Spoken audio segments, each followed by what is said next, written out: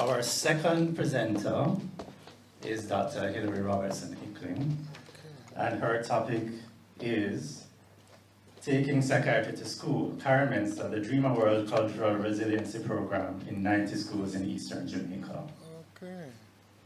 Just to tell you a little bit about Dr. Robertson Hickling, I know most of us know her very well, but for what it's worth, she's a senior lecturer in human resource management in the Mona School of Business and Management here at the University of the West Indies at Mona.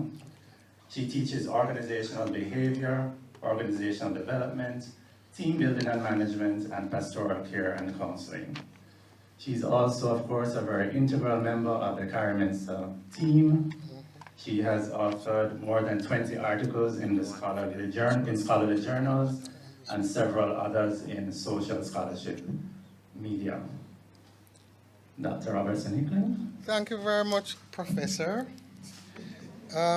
It's great to see the new generations coming. It's time for me to move to retirement because they're now here. Thanks, Miss Francis. You made my day.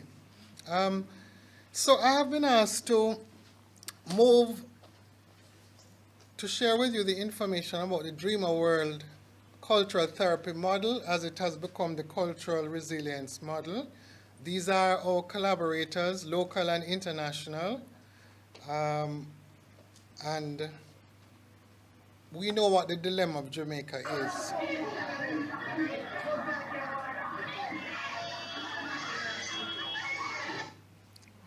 Okay, so there you see some girls fighting, and we recognize that we are transmitting this intergenerational trauma, which we have heard many discussions about earlier today. So we have the generational, multi-generational, and intergenerational transmission. And we have heard about complex trauma, which occurs repeatedly over a long time, and all of the different kinds of abuse which are involved: domestic violence, war, intimate partner violence, and so on. And we've heard about the public health model, which helps us to move from defining the problem to identifying the risk, developing the strategies, and trying to see how we're going to assure widespread adoption. So we also moved on to look at how would psychiatrists move from the hallowed walls of their hospitals and their clinics to the community. And as Dr. Stewart said earlier, that the medicine has to go out to the community, not the other way around. And so school has provided a very important way in which, according to Marley, quoting Garvey, emancipating ourselves from mental slavery. So we've had to come up with some new ways of doing things. All right, and one way was that the Faculty of Medicine, through the establishment of the Caribbean Institute of Mental Health and Substance Abuse, addressed the issue of primary prevention.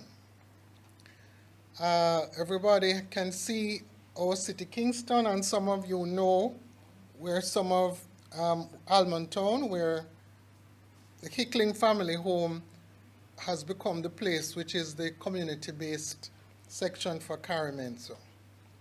Okay, and the cultural therapy model, in which we look at contextualizing mental health, and we're looking at the primary school because that is a place where we can promote resilience. We've heard discussions about relative values of doing things at school. And so we quote Rex Nettleford here, the former vice chancellor, who says, "A child learns the meaning of process and is better able to relate outcome to effort if he or she is encouraged to create a poem or a song, act in a play, make up a dance, sing in a choir, or play an instrument in an orchestra as a normal part of his or her education." We know that Jamaica has struggled post-independence with a failure to thrive in terms of our economy.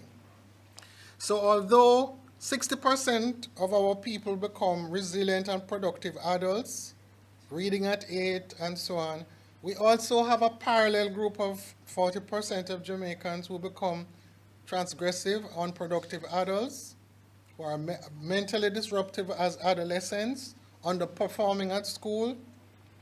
And so we look at how the Dreamer World program, which was devised to address this from the early years, that is to say in the primary school, how we were able to do that. Okay, so we first started out, I guess, in the Hicklings community of Almontown, with the Almontown Primary School with something called the Dreamer World Cultural Therapy. So between 2006, 2008, the proof of concept to use that formulation was devised. We have heard in a lot of detail some of the things that are happening to our children, high rates of abuse, molestation, and the problems in terms of the dropout of school and pregnancy, early pregnancy, high rates of youth aggression. And this is Almontown, actually in the street parallel to the Hickling family home, which is where Connolly House and CARIMENSA are located. As you can see, urban blight and these kinds of things. And this is a school where things started. And the fantastic principal, Mrs. Candy Lee Crooksmith, who at the time was the mother of the program at the school. All right, so. Students who were selected were the ones who had behavioral problems. Most of them were not really activated. Those were the students who were selected for Dream World. Okay, so who was selected for this pilot program? It was the students who were reading below grade level, as she said, and those who were having behavioral problems. And so the Dreamer World Cultural Therapy program, which was the proof of concept, had the 5 C's which are part of this program. Centering. Okay, before that, nutrition. The children were provided with a meal each day. Okay, and they were involved in circling.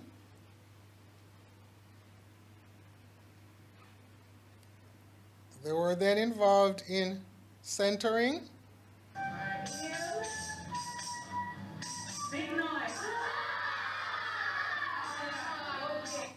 Okay, so what this entailed was that the children from Almontown walked up the road and came to Connolly House. Many of these children had never been there, although it was on the road beside them. And we use the resources we have, which is one of the things that I think we want to encourage people to do. Whatever resources you have to put them in place. Culturing.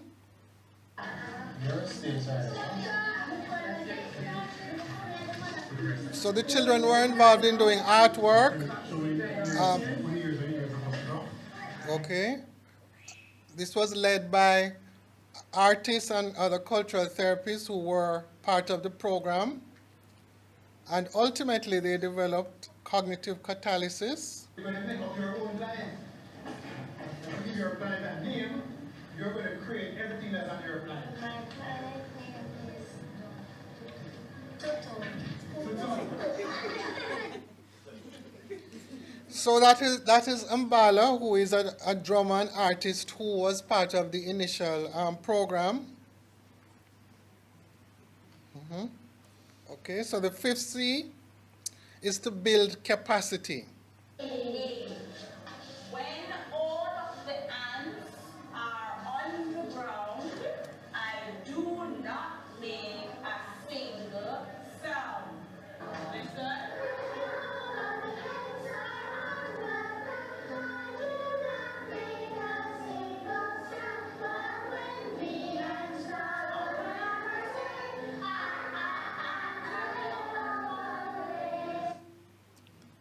Okay, so you notice that that's their classroom. It looks quite rudimentary. So they are working between Connolly House and the classroom each day. Part of the day spent in the classroom, part spent in the other kinds of activities. So this is the show and tell at the end of the time.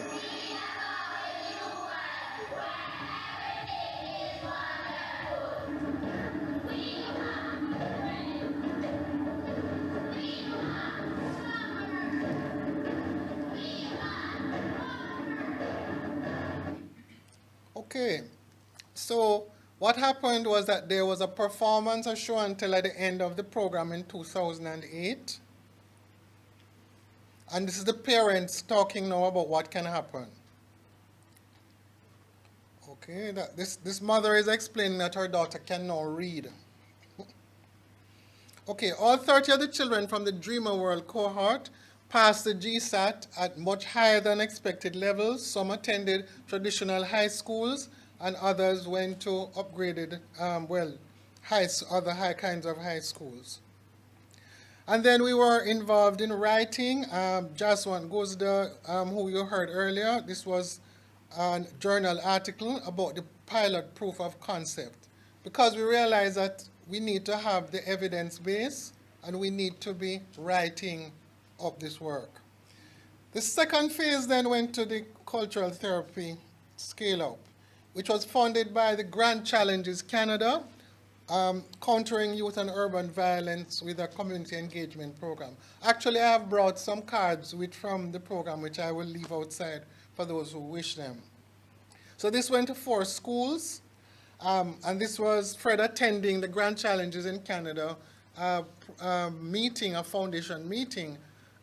Part of what Jaswant spoke about earlier were wealthy philanthropists fund projects and the impact on focus and changes in terms of development in policy. Okay, where did this cultural concept come from, the cultural therapy concept? It came out of Bellevue Hospital in 1978, which is 40 years ago. And so we moved from the proof of concept through the Grand Challenges phase, through community engagement, which involved 100 adult patients at Seaview Gardens Primary Care Center. And we looked at the Dreamer World's therapy scale-up, where we had 4 primary schools with 100 8-year-olds and 100 controls who were behaviorally dysfunctional and academically underperforming. Let me say that one of the schools was in Seaview Gardens. And this was myself and Duncan Peterson, who was our ally and colleague from McGill University, as we were visiting Mrs. Jones, the principal or acting principal at Seaview Gardens, when we were recruiting students. Another school here, George Headley. Okay.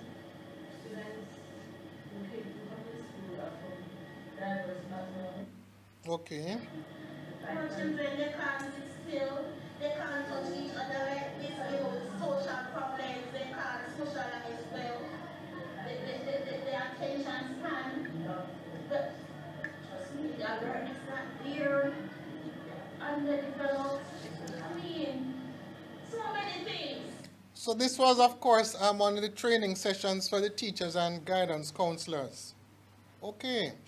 So we're going to be using the 5 C's several times. You can see the children sitting in a circle during this phase, and they'll be centering.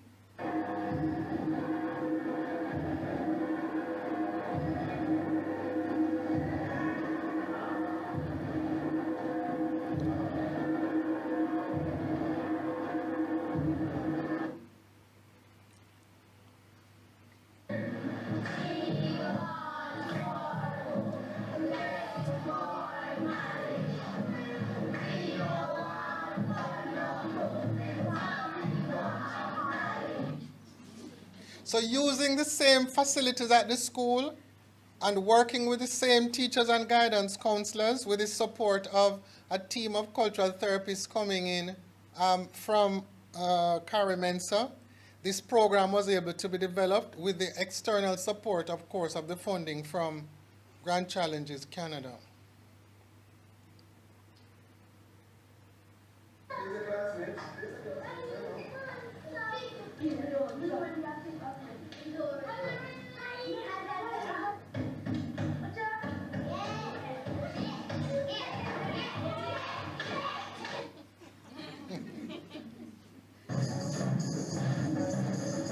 I think this is another school, Balmaji, with the dance teacher.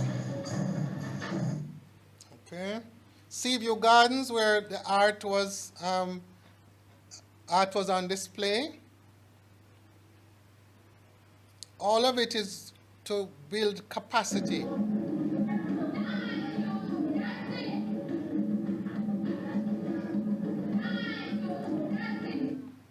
So we use all of the cultural elements so that the children can develop confidence and...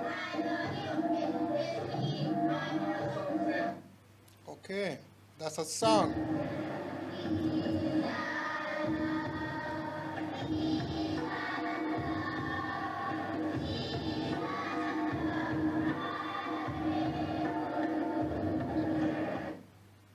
These children who were so introverted, all of a sudden, they have become somebody. They become a smarty. And therefore, that is smartification.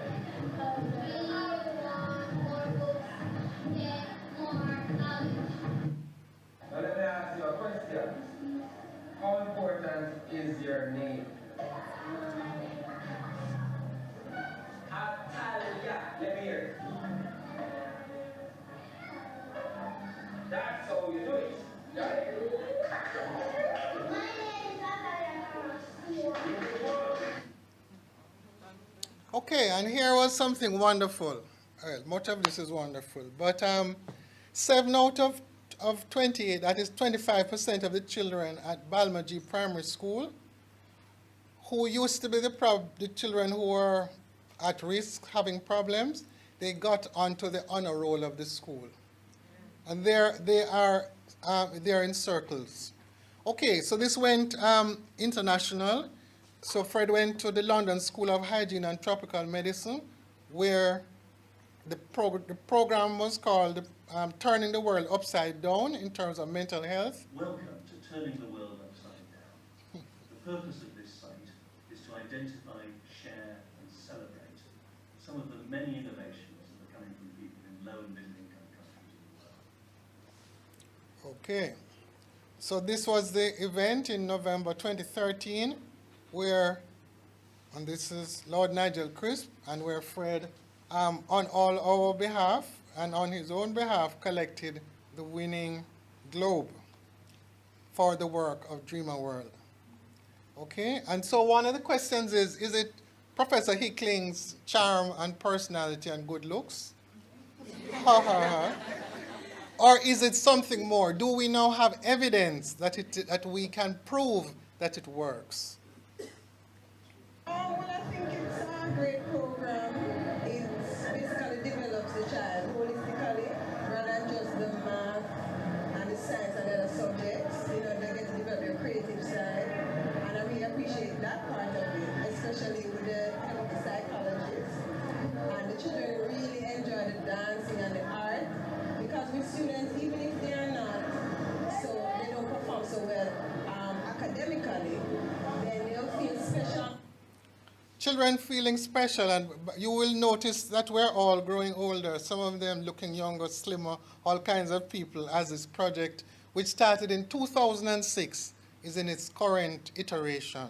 So this is a teacher answering the question, is this program, is it good, is it working, do we have evidence? And she said the phone. Imagine if we could have this kind of spirit infusing every aspect of education. Then indeed, we could dream a new world, right here in Jamaica. Congratulations to all who make this possible. We're anxious to have it fully incorporated into the country's education system.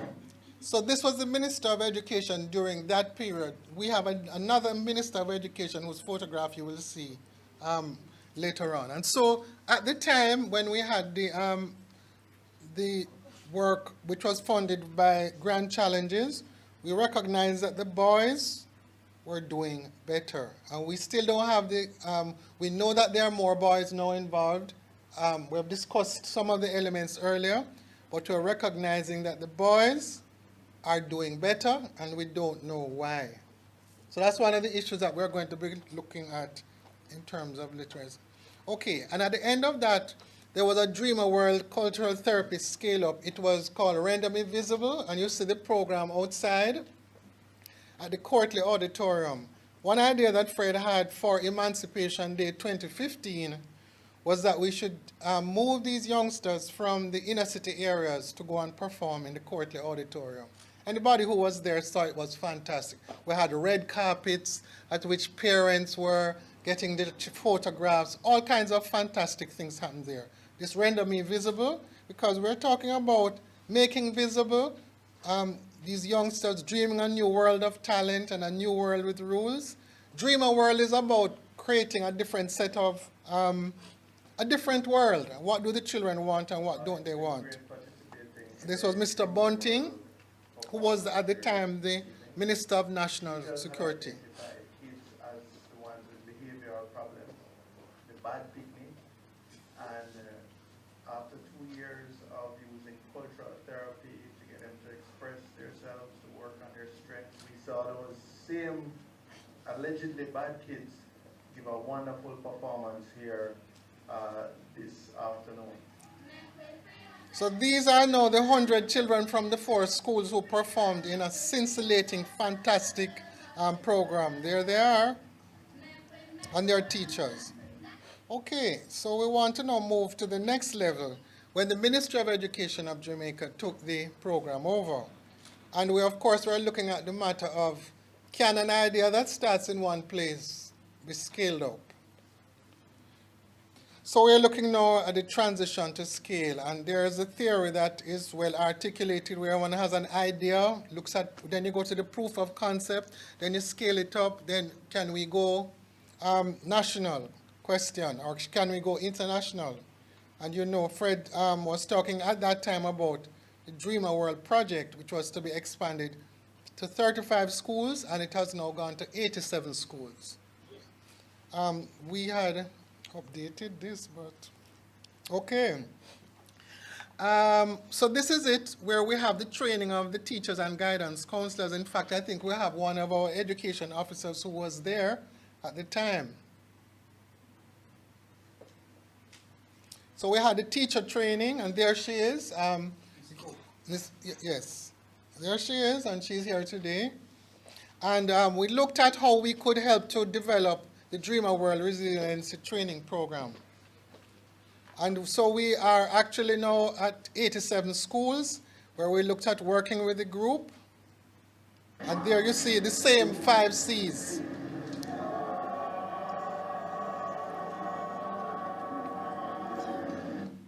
Okay.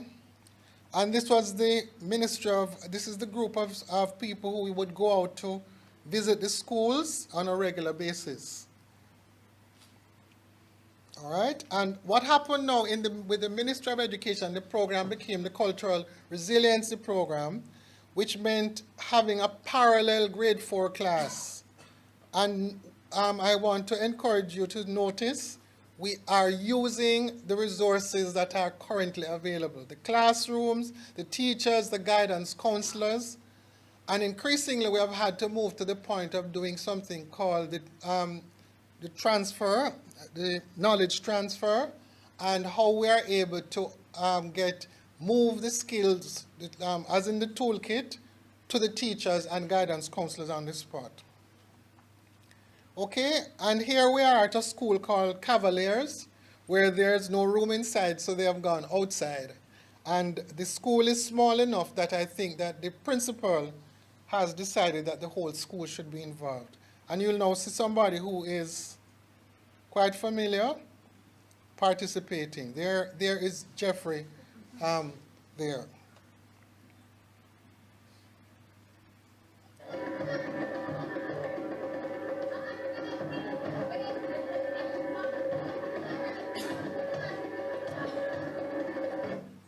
Okay.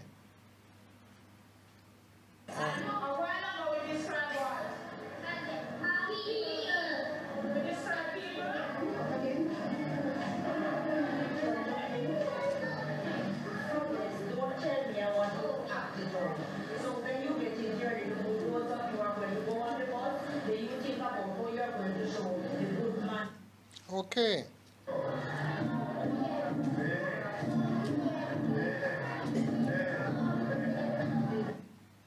Okay. So the drum, of course, is a very important part of our work.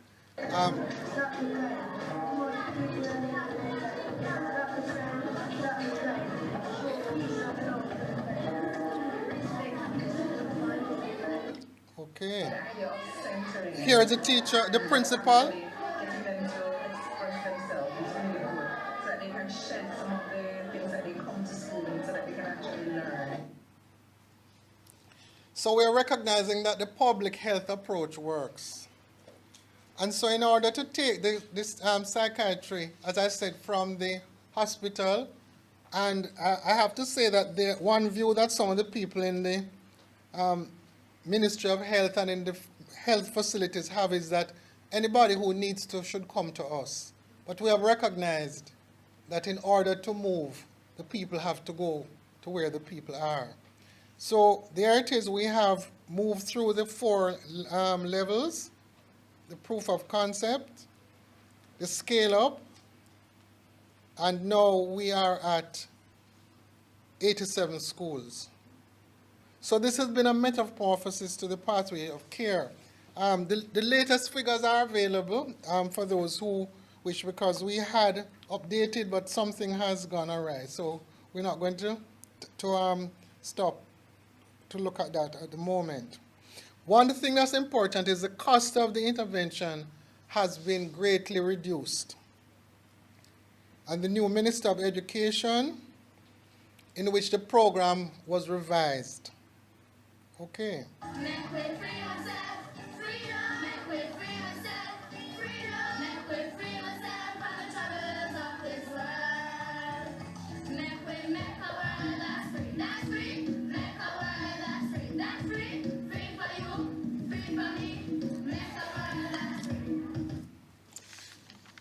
Okay, so in closing, and you notice how I've used the time so nicely. 4 points that I wanted us to consider. Professor Carl Stone, in 1992, while doing the work on the values and attitudes, identified the fact that in post-independence Jamaica, the school and the workplace were going to be the major agents of socialization. So that the discussions we have been having about the situation at home and with the family, and those that are related to the church and so on. And I was very intrigued at Maureen Sams-Vaughan's data, because perhaps, and here I'm speculating, that some of the youngsters that who we have are in that part of the continuum where much has broken down. And so we realize that the school will have to be even more important, as we saw with the person who spoke ahead of me. The school and the workplace. The second thing relates to the way in which we are going to be developing our teachers and guidance counselors. Clearly, their toolboxes have to get bigger. There's the thing about the discipline, but the way in which teachers and guidance counselors are trained does not really prepare them for meeting and getting the best out of some of the students who we're facing. And we need to acknowledge that. We're talking about some of the issues that were raised earlier. How do we, in fact, expand the toolboxes? That includes programs of intervention which are able to go to schools and help to top up and improve people's skills. And we're interested that in the holidays, and we've had a program, something similar. In the holidays, people are prepared to go to training sessions, much to my surprise, because the teachers feel it's going to help to improve their ability to deliver care and change. As another element about the teacher training, we have found that the teacher training needs to provide safe spaces for the teachers and guidance counselors themselves to unpack some of their own trauma. And I think the IRIC classroom talked about some things about teacher stress and so on, if I remember clearly. The teachers themselves are heavily burdened, and they have their own problems, some of which they no doubt transfer to the students, their frustration and so on. So we have to look at how to enrich and improve the teacher. And so there's a big concept nowadays being called task shifting and task sharing, which we really have to engage in much more carefully. After all, we have 23,000 teachers. We have, I believe, no more than 50 psychiatrists, no more than 150 psychologists, no more than, etc. So how do we better use the resources we have? I heard Dr. Stewart speaking about the use of churches, the use of all of the facilities in the community are going to be critical. And why is that important? It has significance for the way in which people are trained, as Jaswant has pointed out about the family and systemic training. Also, there is a need for us to move from the therapeutic language to the educational language. When we were able to get the principal of a school to explain to teachers what was happening, it lost that stigma which much of the psychological language entails. So we move from, and I love that concept you said, not what is wrong with the child, but what has happened to you. Can I think of anything further? Otherwise, I can stop. Finally, two things. One relates to providing support. We have recognized that programs of intervention cannot be implemented and the people just left on their own. They need support. We heard that in the program before, whether it is on texting on a weekly basis, monthly basis, and very importantly, the visit of the team. I'm telling you, when the team members, the cultural therapy team went out, they're treated like rock stars. The rural schools have gift baskets for them. They are greatly loved. Because I think one of the important things that Jaswant has pointed out, the importance that a good new relationship in school in terms of attachment can build. So where the attachments are broken and school is able to restore or repair them, we're able to achieve a lot. And finally, I want to encourage you all to read Lorna Goodison's poem, Some of My Worst Wounds Have Healed into Poems. And I'll end. Roger? Thank you very much, Dr. Hickling, for sharing that success story and the insights that go along with a program such as that. We are very pressed for time, but I think we can squeeze in one question. One burning, yes. Can you just wait for the microphone?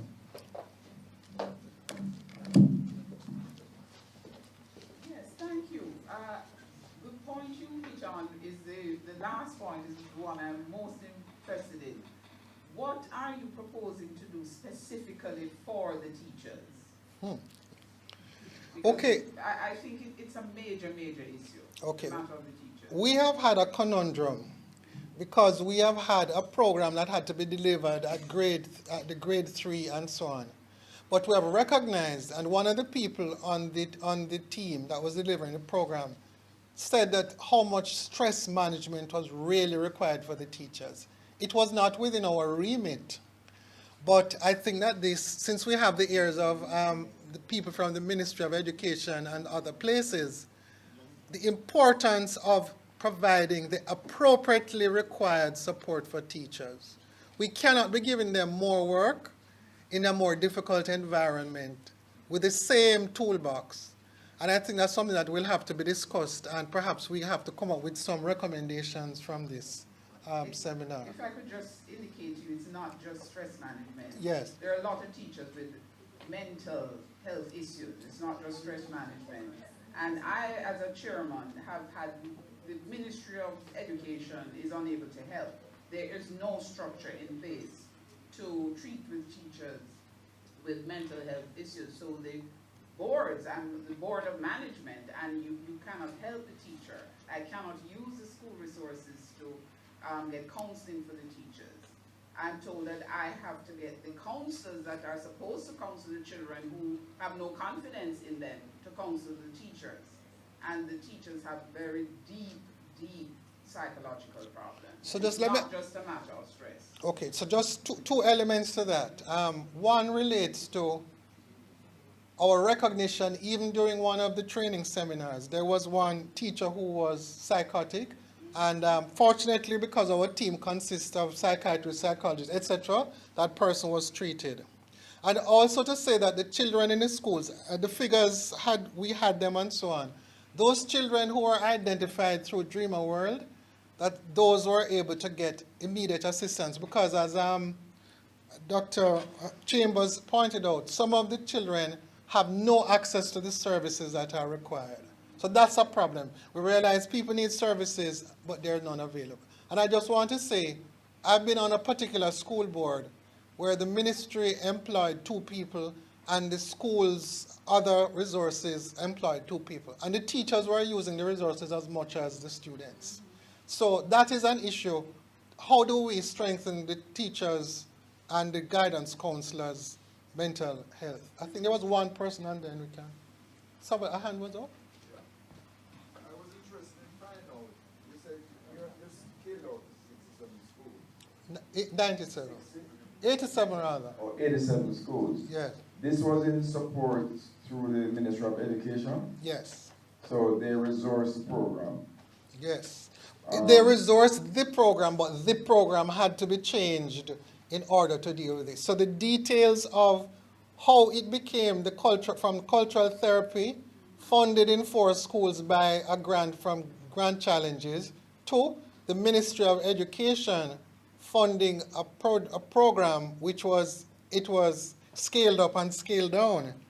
Perhaps I could get either Jeffrey or Fred to provide information about the change in program after the external funding was through. And perhaps the last point that I could make before I might hand over to them is that you have to cut the cloth. What is it? How it goes again? Cut your coat to fit the cloth. So that what we are able to do is to recontextualize the program to fit the available resources. We recognize that schools have a whole range of situations which need to be considered, and many people spoke about that before.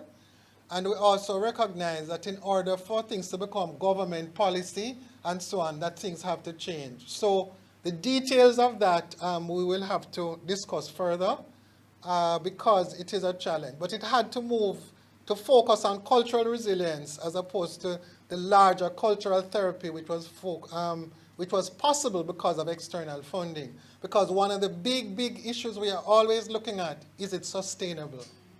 When the external funding finishes a lot of the time, program dies. So I don't know if either of you wanted to speak about this. We're pressed for time, yes, I'm sorry. Okay. But I think perhaps in the discussions following the next session that we can incorporate that. Thank you. So a round of applause again for the 2 presenters for this session. And we're moving straight into the 4th and final. Okay.